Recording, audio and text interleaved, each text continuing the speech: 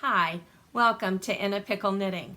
My name is Donna. I'm coming to you today from Manassas, Virginia in the U.S.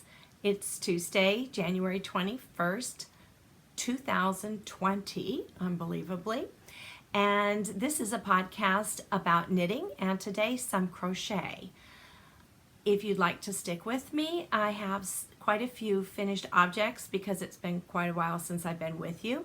A few works in progress, our fiber-related children's literature book, and 2 prize winners to announce. So let's go ahead and get started with some finished objects. The first thing I want to show you is a pair of socks that I had started the last time I podcast, which I think was back on Halloween. And so this is a pair of socks that I knit from a set of a cranked tube that I had cranked by Freckled Whimsy, and then I added afterthought heels, the toe, and the cuffs, and I did dye some brown yarn to try and match that brown in there. And so this is a finished pair of socks for me, and they fit nicely and have a real fall look to them. This is just a regular wedge toe and a true afterthought heel, and it's also that same style as a wedge toe and a little tiny 2x2 rib cuff at the top. So that's my first thing. Now the second finished object I've got my phone down here with my Ravelry page on it, and so I'm just going to do things in order, which might not seem logical. I could just do all the socks, but I need a guide because it's been so long. So I had told you last time that I would be taking a brioche hat class at my local yarn shop, the Yarn Cloud, and I did take that class. I used 2 colors, of course. It was the 2-color brioche, and so I had this gray, and then I had this multicolored, has a little bit of orange in it, but mostly pinks and roses. The gray is this monochrome worsted, and the color, been so long I don't remember. This is 100% extra fine superwash merino yarn, and it just has a number 4063, but it's a gray. And when I was winding it, I figured out that it was a little bit darker at one end and lighter at the other end, so a long gradient, but not a whole lot of change in the gradient. And the other color is a Malabrigo, and it's the Rios in the colorway English Rose, which is 057. And these are both a worsted weight. So my hat looks like this. It had you did a 1x1 rib for the cuff and then started the brioche work. And this pattern is called My Favorite Weekend Hat, and this is by Natasha Sills. And it is, as the instructor Maeve at Yarn Cloud said, I'm just trying to keep my phone on, this was a nice beginning pattern because it's a 6-row repeat, but of course they count an A and B on that, but for me it just seemed like 6 rows or maybe 8. Don't remember, but you have these 2 rest rows, so on those rows you're not actually doing the brioche knitting, so that gives you a little bit of a breather, but it puts this nice pattern also. So you have the dark gray, which kind of looks black here. I used a pom-pom here on top, and it is one that has a snap, so it can come off for washing, and I have the information on the pom-pom. You know, I have the information on the pom-pom here. Best laid plans. I will find it, and I'll put it here if nothing else. And I ordered these, and it's just really fuzzy, and I'm very pleased with that pom-pom. I think it was a medium size that I ordered. So let's mess the hair up and see if I can get it around correctly. So there it is on. A little bit of slouch. You could have done a little bit stop to repeat sooner. And it had these nice little decreases. So that was my brioche hat. And I showed you what I had left over. I showed you those skeins. So this was 2 100-gram skeins, but that's not all I got out of it. I decided I would make the reverse hat. So I ordered a pink pom-pom, and this one I did with the pink on the inside and the gray on the outside and put the pink pom-pom on top. But of course I could flip-flop the pom-poms since they are snap-ons.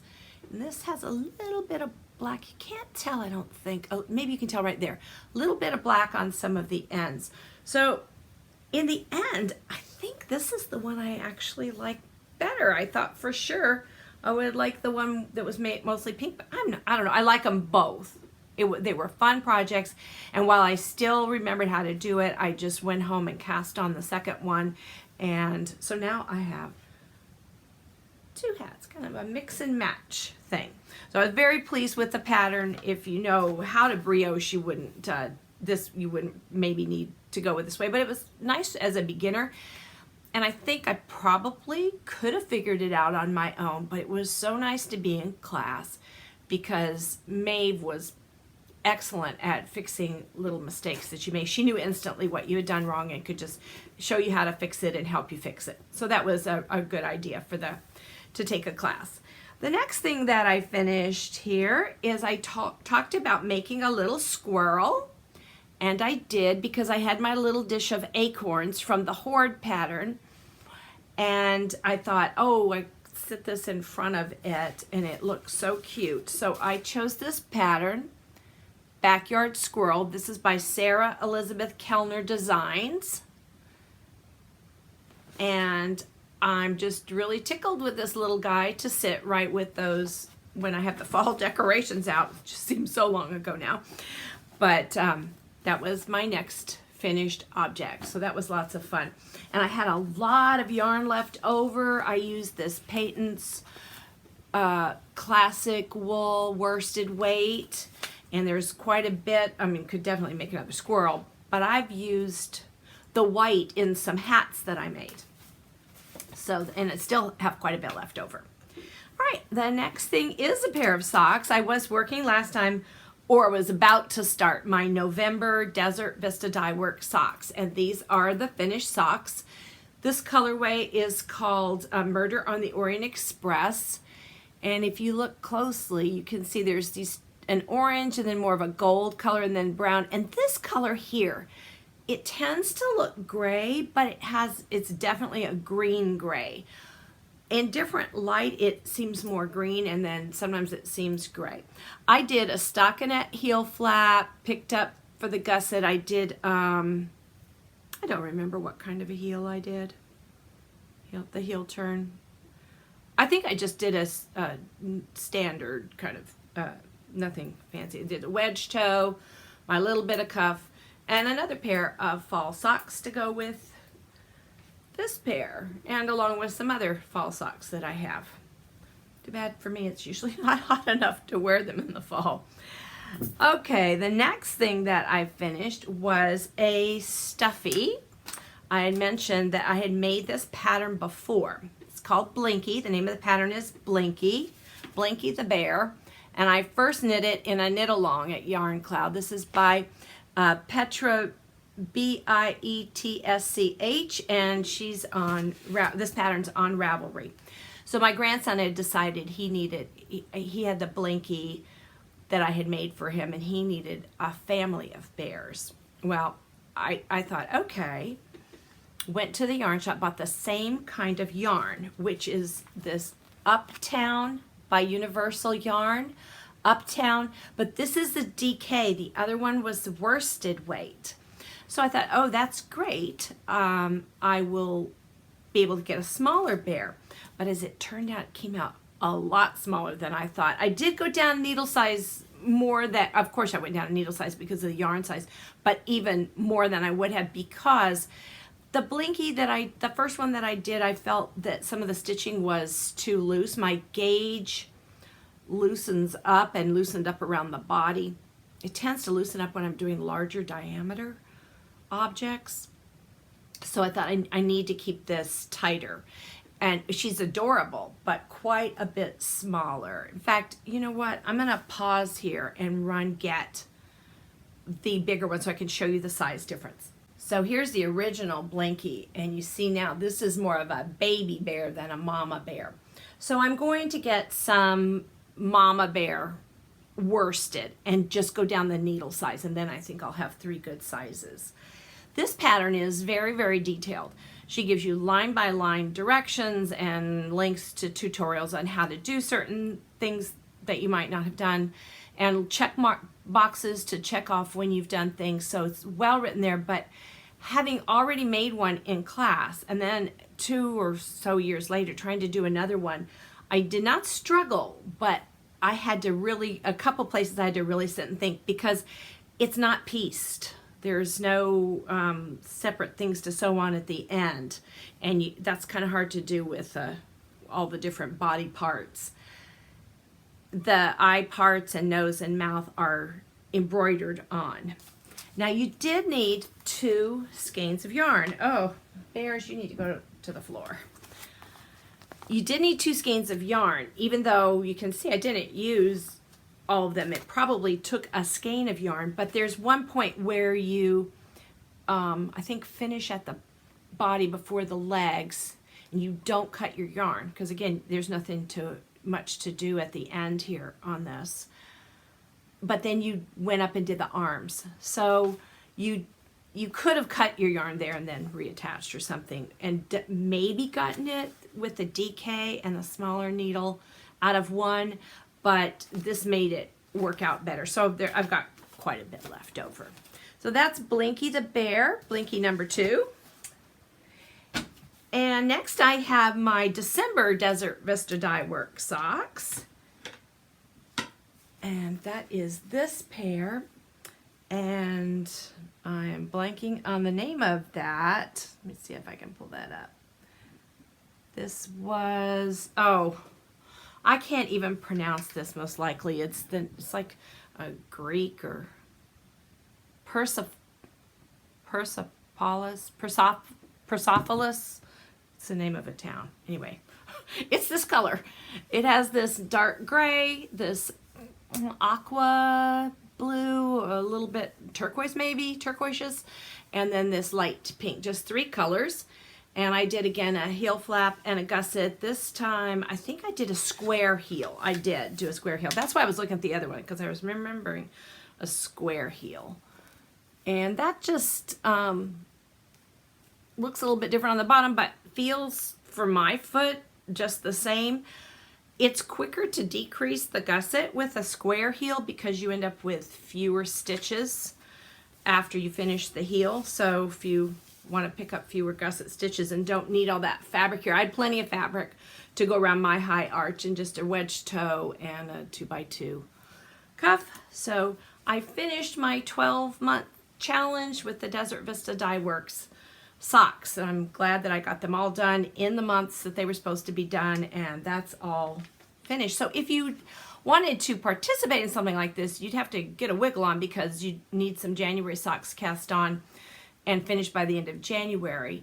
But it's done over on the Desert Vista Dye Works group page, and you do a pair a month, and if you do 6 months, you get a free skein of yarn. If you do 12 months, you get a second skein that's specially dyed just for people in the club.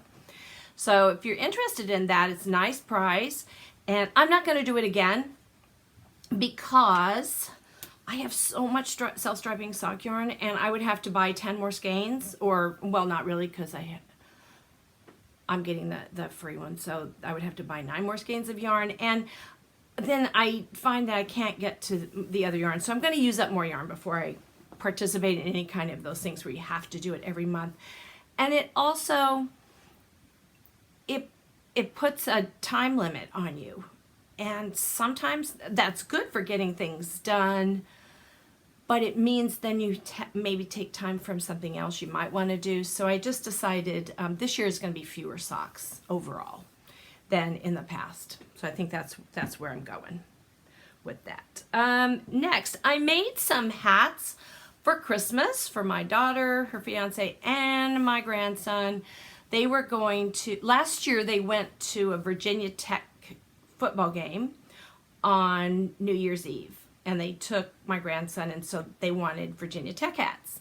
So I made those last year. Well, this year, with very short notice for me, because I was trying to get these socks done, and not just that pair, but another pair done, she wanted hats because they were going to the Capitals hockey game on New Year's Eve again. So I wanted them done for Christmas, and I finished, just like last year, I finished on Christmas Eve, and I finished on Christmas morning. I finished the last one before gift exchange time. So I'm going to have to show you a picture here of their hats. The Capitals colors are red, white, and blue. More red than blue, and then white's a very small amount. But I just tried to do just 3 different hats that had different striping patterns on them. So those are the hats that I did for this. Next year, if they're doing something with it, needing another hat, I want more notice.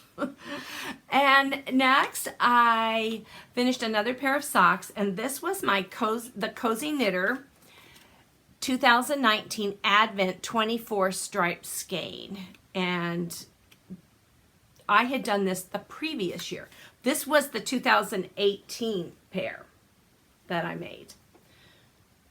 For 2019, she made the stripes larger. So you see these were probably 3 rows for most of the time, sometimes 4 rows for rounds for each color. And so you got through the 24 and then you continued, you were repeating. Well, this year she made them larger stripes, more like 5 stripes. So you actually got a pair out and it's just 24 stripes. I used I ordered the mini skein that was just a natural to go with them, and did like I normally did. I did a true afterthought heel and a wedge toe and the cuff, just so that it would work out. And I did a stripe a day. So I started December 1st. I had done the cuff already the night before, and then I started December 1st. So on the 24th, I finished this stripe and then finished these up. I think started Christmas evening and finished up the next morning. So now I have 2 pair of Advent striped socks, and they're both very different from each other. So I think she's going to do it again this year. I would imagine, because I know it's wildly popular. I'm sure it's really hard to keep up with the orders that she gets, because it's I've just seen a lot of that going around. And then I had a pair of socks that I started last year. I thought in January, but that's not what maybe I just didn't make the Ravelry page till later. I thought I started in January, might have been later. But I thought I'm getting this pair of socks done, because at the latest starting them, it was March, which is ridiculous to be at the end of the year and they still weren't done. One was done, the second one was, these are top down, so I had not even done the heel flap yet.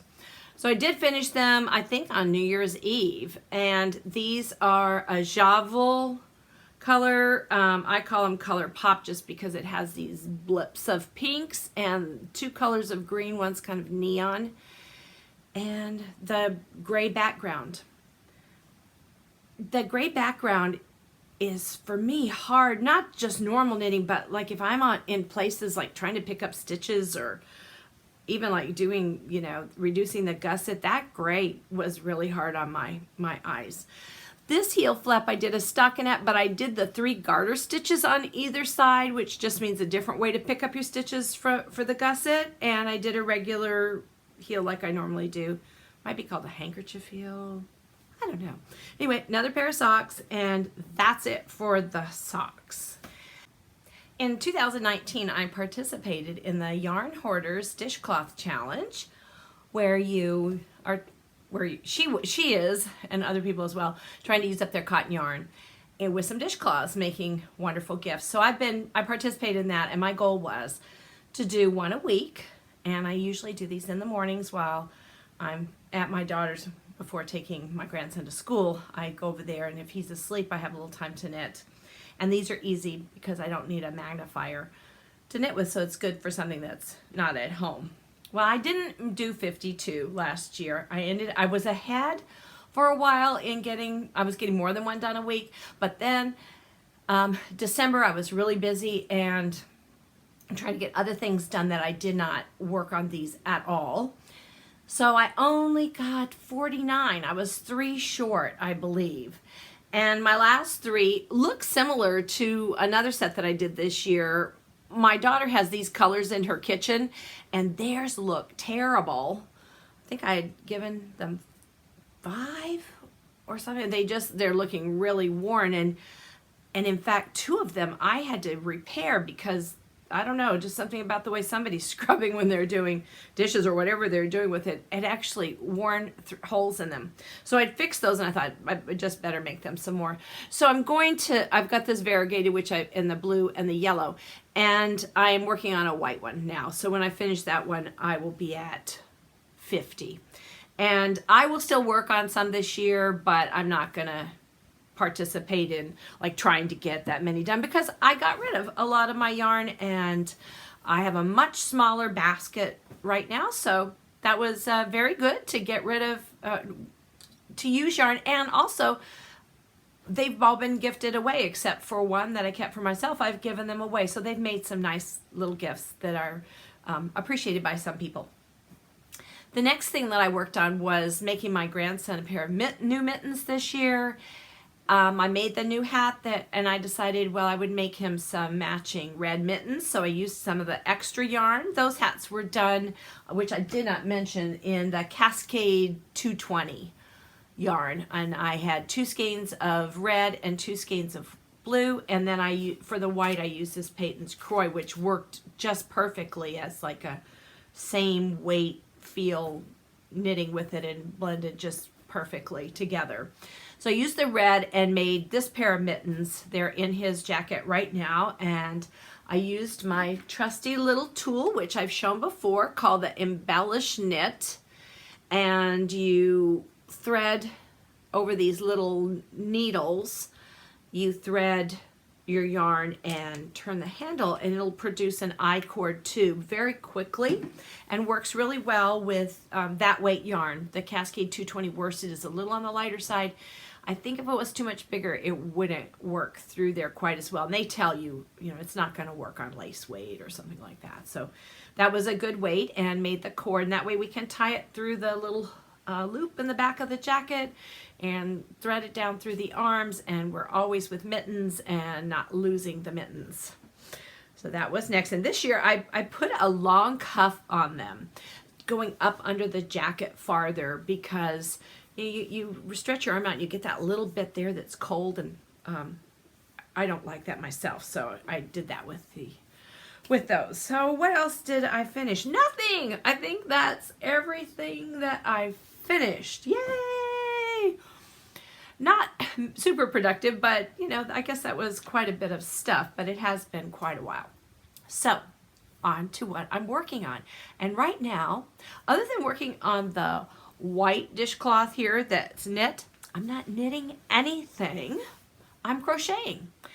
I had half started, I've 3 started, not finished blankets. And let me tell you about the first one. If you saw my very, very first podcast way back, 2.5 years ago, I showed my granny stripe blanket. It was maybe that big. And I made a magic knot ball of yarn from scraps about that big. And I worked on it a little bit after that, and I sat it down one day, and it kind of looked like it was doing this, which sometimes that's just tension. It needs to be blocked out. And I realized, no, that's not what it is. It's going out because I was doing something wrong. I don't think I started off the first couple of rows doing it wrong, but I either started doing something wrong. I don't know. I was mad, and I hate to rip out. I just hate it. But there was nothing else I could do but rip out. But I usually can't just rip out right then. And at that time I couldn't. I got angry and stuffed it in a bag, and I think I threw it in the closet. And I did look at it for a long time, a really long time. And then I decided, you've got all these scraps, and maybe it was when I finished my mitered square blanket that I thought, okay, got to use up the scraps, and that was the whole intent with the granny stripe. So I pulled it out and I ripped it back. And then, of course, I forgot, well, how was I supposed to be doing the ends? I don't know. So I checked that out again and worked on it, and sure enough, the next row it was going out again. So I don't know if, because reading a crochet pattern is not easy for me. I'm not a great crocheter by any stretch of the imagination. I could show someone how to make a granny square, that's it. So I thought, I'm just doing this wrong. So I did some investigating, and I read several different ways to do it, and still wasn't getting it to look quite the way I wanted it, and I finally found one way that it's looking straight. So I started working on it, and I love it. I can't stop working on it. I am here now, and it's a good place because I'm about to tie on another color of yarn, so I don't have attached yarn here. This is how much I've gotten done in the last few weeks. This is 47 inches wide. I think I'd wanted it to be 48 inches wide, but when I put it down, it's 47 inches wide, which is great because it's just a lap blanket, and it fits. It's a tiny bit wider than my mitered square lap blanket. I'm going to make it a little bit longer than that one. Not that that's not a perfect length. It actually is, but I just thought, well, because this goes so much faster, why not just make it a little bit longer? So I'll just stop when I want to stop after I get there. But I love it. I cannot tell you how happy it makes me to add a new color, and it doesn't take that long to get each of the colors that are giving me about 2 back and forth. Not exactly, but about that. I think most of my scraps are around 15 grams. And something that I decided to do as well. A friend that I met at the Knit Girls SSK retreat sent me a surprise for Christmas, and that was an advent box, and each day had a mini skein of yarn in it already wound up ready to knit with. And so I'm putting those, I finished up my magic ball that I had made before, and now I'm just using the scraps and tying the knot as I go instead of worrying about getting another ball going.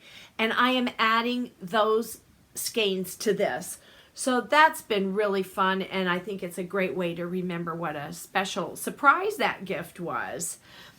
And she also threw in some just delightful little extras. So this is my granny striped blanket, and I'm so happy that I finally dug it out and started working on it, and I'm going to finish this, I think, pretty quickly. Now the other thing that I'm crocheting is another blanket, and you might remember I had started making a Battenberg blanket last year, and I enjoyed the process. I got all put together, but I don't know what who can ever remember what took over that I just sort of sat it aside, and out of sight, out of mind, other projects coming along, I don't know. This is how big it was the last time you saw it, and that's how big it is today. Of course, I have all these strings because you use these to sew the next one on. So that's where I was, but the progress that I've made is to have crocheted more to add. So I have this little stack of the different yarn colors, and I'm also, as I work on this, before I start a new mini skein or whatever piece I'm going to do, I'm making the little one. This only takes like 3 grams, I think, around that. My scale's not that accurate when it's down that low of a number, but I think it's around 3-ish grams. So I'm making one as I put on a stripe, and then I'm also doing the white ones. It's not as much fun for me to do the white ones, but they're fast. And fast is relative. My fast is probably way slower than other people's fast, but I can do one in 15 minutes. But these are so fun just to watch the little colors come alive. Now, let me tell you something about the blanket. It looks a bit wobbly, I think. It is a little bit wobbly because my squares don't come out the same size. At first I was thinking, well, because these are different yarns, you know, one fingering, a different fiber blend. They're all fingering weight, but, you know, changes. But these don't come out the same size either, and this is the same yarn. And sometimes I've done one and then immediately done another, and they don't come out exactly the same size. So to help me with that, I am blocking them. So this is what I took one of my mats, knit pit mats that go together to make, to block shawls on and things like that. And I drew some squares, all to be the same size, and I looked at what kind of the average size, and this was 2 by 2, 2 inches by 2 inches. So I put the squares, and when I finish crocheting one, I pin it through the little corner holes onto here, and then when this is filled up, I steam block it. I'm just doing like 3 shots of steam over each part and just letting it dry.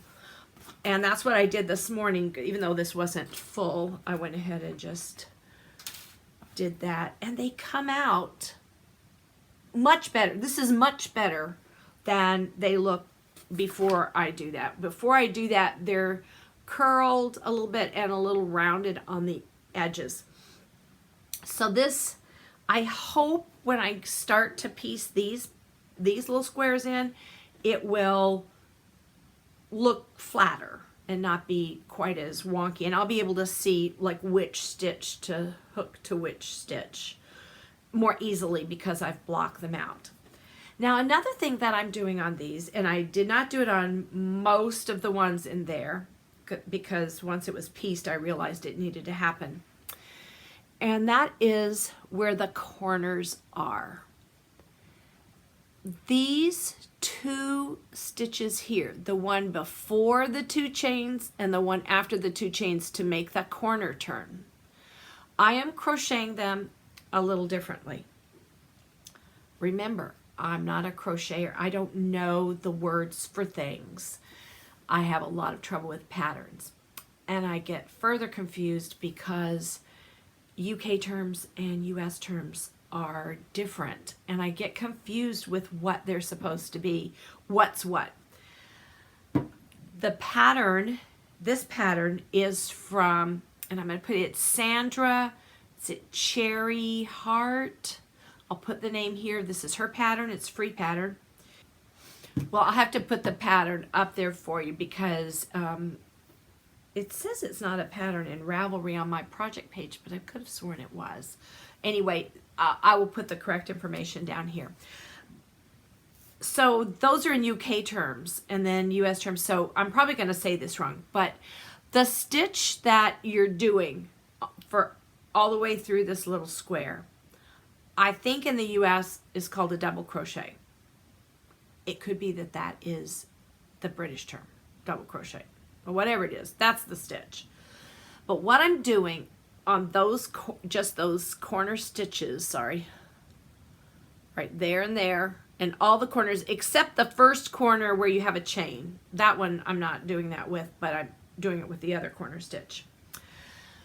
When you crochet and you take your hook and you wrap the yarn around it, go through the hole, pull the yarn through. So now you've got 3 pieces of yarn on your needle. You've got the first chain stitch that you ended with, the wrapped around piece, which was a yarn over, and the piece you pulled through. Typically you're going to go through 2, and then you've got 2 left because you pulled 1 up, and you're going to go through 2, and that's your stitch. But what I'm doing is I'm going through 1, the first one, which leaves me 3, then I'm going through 2, then I'm going through 2. So that makes the stitch taller. And by doing that, it lets me pull this corner out like this. If you're a better crocheter, you probably don't need to do that. Or maybe you know there's another way to do it, but that's what's working for me to right now. And I'm hoping when I get ready to piece these pieces in, that's going to keep right on and make it easier to put together, look flatter and better. And I'm not taking all of those out that are wonky. I'm going to block it and hope for the best, because ultimately, you know, it is a blanket you're going to throw over yourself to keep warm. Its function is going to be identical. I still want it to look nice. I want the form to be nice, but I'm not willing to take all those out. That would be an exercise for me in futility. So let's go back, and I'm not working on the Tanya sweater, and I'm not working on my country garden socks right now. I'm going to get those 2 blankets done, and then those will be what I'll pick back up, the 2 projects that I have lingering out there. So I think that's what I have for finished objects and my works in progress. Let's do our children's literature book. I sure hope I haven't already done this book before, because I thought I had, and that's happened a few times. I had books in the wrong place. This is called Noodles Knitting, and Noodles is this little mouse here. Now, one really cool thing about this book is on the cover, as well as on all the pages, when you see this yarn, you can feel it. They've added this texture to it. It doesn't feel like a ball of wool, but it has a woolly texture, and so that's really fun for little kids. So what happens is Noodles lives in a house, and the lady who lives there has been knitting, and she uses special words. She whispers along, knit 1, purl 1, knit 2 together. But that's all she says, which of course means then you're not going to have much left because you're going to knit 2 together, but there must be more to the pattern. Well, she gets tired of this ball or this color and throws it down, and the little mouse thinks, oh good, now it's my turn, I'm going to knit. So she goes out and meets up with her little friend the hedgehog, who loans her 2 of his prickles so that she can use those as her knitting needles, and she starts knitting, goes around, sees all of her friends, and she sings the little song along too. She lands on her little friend the frog and almost slips, but doesn't. There she is. And this little thing she's knitting is getting longer and longer and longer. And now she says 1 plain, 1 purl, 1 twist, 1 twirl. And she keeps going. She keeps knitting and knitting and knitting, and she gets back to her little house in the tree, which is so cute, and keeps knitting until she has knitted herself in. She can't even get out because she's in such a tangle there. So her friends pull her out and get her all situated, and they realize what she has made is the perfect snuggly winter's nest, and it fits all her friends. So this page is just all flocked. Maybe you can even see it. Can you see? Yes, the light shining on there shows you the little knit stitches in that flocked fabric. So this is our children's literature book. Lots of fun for pretty small kids, probably 3s, 4s, 5s, maybe a 6-year-old would enjoy that as well. Noodles Knitting by Cheryl Webster, illustrated by Caroline Pedler. So I hope you check that one out, maybe from your library. This copy that I have is a copy that I purchased used on Amazon and is a weeded ex-library book. So there's our children's literature, and now we have 2 prize winners. So 2 prize winners to announce. First, the baby knit along or make along that we did. I had already drawn a winner, and I think I neglected to lock that post, but anyway, I never heard from the winner. And so I just drew another one and did lock the thread. And in the baby, there were 130 entries. So between 2 and 130, I put in the generator and came up with 73. And this is, I'll put the name down here, Kylie Loves Amis. And she knit this baby toy, a whale. And if I can, I'll get a picture up here for you. So please send me a message a private message on Ravelry, or you can contact me through my Gmail account, inapicklenitting@gmail.com, and let me know which pattern you would like to receive from Ravelry. And I will gift you a pattern up to $20 worth, or so, more than one, if you know, up to $20 worth. Let me know which patterns you'd like. And if that isn't going to work for you, just communicate with me and we'll work something out. From the commercial sock yarn make along, the winner, there were 131 entries, so it's kind of funny, just one apart. And the random generator picked number 82, and this is Leslie 529, and she knit a pair of socks using the Vanilla Latte pattern in Knit Picks Felici colorway Punch Bug. And again, if you would do the same, contact me through a private message on Ravelry or my Gmail, inapickleknitting@gmail.com. And I have a choice for you. You may have this skein of Regia Perfect yarn. This is, it's looking a little bit purplish here, and I guess it has a little bit of a periwinkle aspect to it, but it is a blue. It's an Arnie and Carlos, and see if I can find the colorway is called 09139, and I don't know the name of it, but it looks like that. So it has some pinks and some light greens in it. So this is the Perfect, or I have this Hue Loco Knit Two Together sock set that was part of a club. So there's a main skein and a mini skein. So whichever you would like, the Hue Loco or the Arnie and Carlos Perfect, let me know. And so the Baby Knit Along was a pattern winner. And I think that is all that, nope, there's two things I wanted to show you that I purchased, and I don't usually do a whole lot of the purchasing, but I did want to share with you a yarn that I purchased. I went to a craft fair in Fredericksburg before Christmas, and there was a one yarn dyer there selling amongst lots and lots of other kinds of crafts that day. And I found this colorway. It's got some purples and blues in it, and it's a worsted weight, and I wanted it for a hat. And she's a small business. This is called Wistfully Worsted. It's 100% superwash merino. It has 220 yards, so it's going to be on par like with the Cascade 220s. It's going to be that, or the Malabrigo Rios. The name of the yarn company is Passion Knits Yarn. And she is, she has Instagram, passionknits_yarn. And she has a website here so you can order online. She had given information that she is a veteran-owned, minority-owned, woman-owned business, and wanted people to know that about her business, Passion Knits. So you might want to check out her website, and I will put the website down here for you.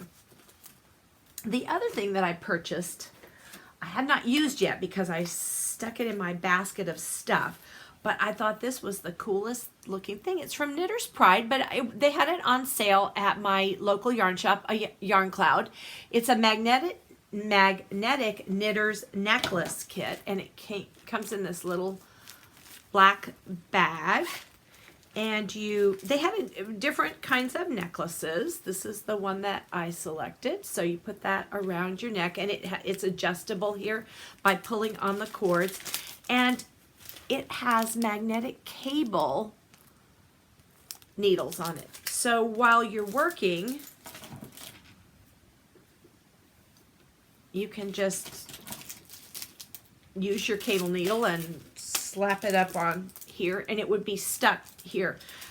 I'll tell you where mine usually is. It's in my mouth, which is not very nice sounding, but that's where it is. And that's not a great place for it. And I don't keep it there, but in between, you know, if you just have a few stitches to go, that's what I'll do. And it also came with this little package of stitch markers that are magnetic. So I thought that was kind of a useful, cool little tool. And now that I've finally shown it to you, I bought it back at the beginning of November, I can use it. So how exciting. I think that's all I have today. And I thank you for your patience. Thanks so much for watching. If you've stuck with me through all my long absence here, of course, holidays get busy for everybody. And then right after Christmas, we took a trip to Disney World. So things just have been on a roller coaster, just trying to settle into normalcy. Yesterday was Martin Luther King Jr. Day, so a holiday. So now I feel like, okay, take a breath, because now we should next week get into a 5-day week. Everybody go to school, everybody go to work, kind of a week. I'm looking forward to that greatly. Been a lot of unusual schedules. You know, nothing horrible, but I'm a creature of habit, and I like my normal kind of a schedule when I can get it. So I'm looking forward to that. I hope that your holidays brought you much happiness, and that you've had lots of fun with all the things that you might be crafting on. And I hope you're come back again to see me soon. Bye-bye. You better watch out. You better not cry. You better not pout. I'm telling you why. Santa Claus is coming to town. Santa Claus is coming to town. Santa Claus is coming to town. He's making the nets. He's checking his twice. Gonna find out who's naughty or nice. Santa Claus is coming to town. Santa Claus is coming to town. Santa Claus is coming to town. Making a He sees you when you're sleeping. He knows when you're awake. He knows if you've been bad or good, so we go for goodness sakes. Oh, you better watch out. You better not cry. You better not pout. I'm telling you why. Santa Claus is coming to town.